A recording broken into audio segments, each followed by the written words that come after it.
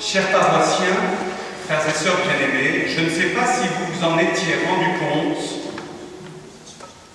mais votre curé est une cloche. Quel est le rôle d'une cloche? De retentir, de sonner, de tinter, voire de tintinabuler selon le format. C'est cela que l'on demande à une cloche, de se faire entendre. Si elle n'a plus de bâton pour frapper les parois, elle ne sert plus à rien. C'est cela sa mission, faire du bruit pour alerter les gens. Le tocsin qui se met en branle annonce une très mauvaise nouvelle, tandis que la cloche qui sonne à l'entrée de la maison indique l'arrivée de visiteurs. Les cloches qui retentissent ici à 10h45 annoncent la célébration de la messe de 11h, et les clochettes qui tintent au moment de l'épiclèse rappellent aux paroissiens perdus dans ses pensées que le Seigneur s'apprête à venir sur le quai. Maintenant, la sonnerie à l'entrée de la maison, je peux ne pas l'entendre, tout simplement parce que je dors ou parce que la radio est allumée trop fort. Les cloches qui sonnent avant la messe, je peux décider de ne pas y prêter attention et je peux continuer à tondre mon gazon ou à nettoyer ma voiture, à moins que je ne sois encore sous la couette, la tête sur l'oreiller. Je vous remercie au passage, chers amis, de la part du Seigneur, de ne pas avoir fait la sourde oreille et d'être là ce matin. En outre, et outre le Seigneur, c'est aussi votre curé à qui vous procurez une grande joie. Mais revenons à nos moutons, ou plutôt à nos cloches. Pour ma part, ça ne me gêne absolument pas d'être une cloche. Les apôtres, les évangélistes, les missionnaires ont assumé ce rôle bien avant moi. Ils ont annoncé le Christ. Ils ont témoigné du Christ. Ils ont tourné les regards, les intelligences et les âmes vers la lumière. Et pourtant, certains n'y ont pas cru. Certains se sont détournés, se sont moqués. D'autres les ont chassés, persécutés, mis en prison, mis à mort aussi. Rien de nouveau sous le soleil. Ce que l'on demande à une cloche, c'est de tinter et de retentir. Eh bien, ils l'ont fait. Le reste appartient à Dieu. L'évangile de ce dimanche nous présente deux miracles. La guérison de l'hémorroïs et la résurrection de la fille de Jaïr. Deux pour le prix d'un, vous disais-je la semaine dernière.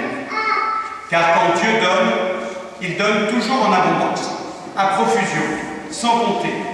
Dieu veut se donner pour toucher les cœurs et les âmes et les tourner toujours davantage vers lui.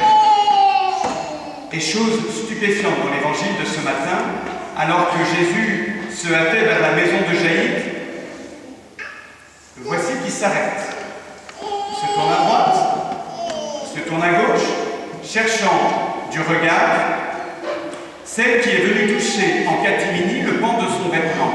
J'imagine sans peine la consternation, l'agacement, l'impatience de Jaïr qui se tord les mains et supplie le maître de reprendre la route. Mais le temps de Dieu n'est pas le nôtre. Les priorités de Dieu nous échappent. Nous voulons maintenant, tout de suite, sans attendre, de vrais gosses mal élevés parfois. Or, c'est à Dieu que je m'adresse dans ma prière. Et si ma prière est bonne, si elle est juste, elle sera exaucée. J'y crois ou j'y crois pas? J'y crois ou j'y crois pas? Et si jamais ma prière n'était pas bonne, qu'elle n'entrait pas dans le plan de Dieu qui connaît tous les tenants et aboutissants, qui voit et sait de façon générale et non pas de façon particulière comme nous, pauvres hommes aux vues étroites, ferais-je confiance au Seigneur malgré tout? Le Seigneur ne dort pas, je vous renvoie à l'évangile de dimanche dernier. Il ne s'attarde même pas en chemin, il fait son boulot, c'est tout. Et je suis sûr, dans ma foi, dans la foi de l'Église, qu'il le fait bien.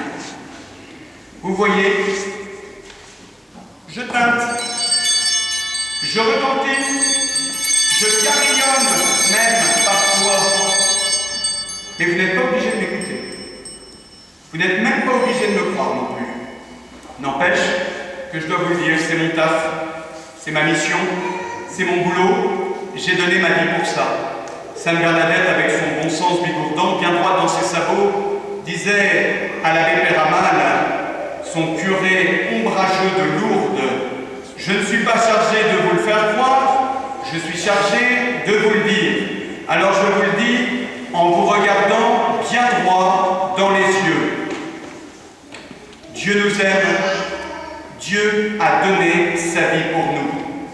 Et notre prière, nos demandes ont du prix, mes frères, à ses yeux. Alors, continuons à le prier, mais pas seulement des demandes, aussi des actions de grâce, des remerciements, des louanges, une prière d'enfant aimant, et pas seulement d'enfant exigeant. Papa, je veux, papa, je demande, papa, j'exige. Voilà qui risque sans doute de changer notre façon de prier, n'est-ce pas? Combien les vacances commencent? Forcément, ça va changer un peu notre rythme. Est-ce que ça n'est pas l'occasion pour nous de changer aussi notre prière, de l'axer davantage sur Dieu encore, en lui donnant la toute première place, celle qu'il mérite. Et dans tous les cas, faisons-lui confiance. Le fruit de notre prière n'en sera que plus beau. Au nom du Père, et du Fils, et du Saint-Esprit. Amen.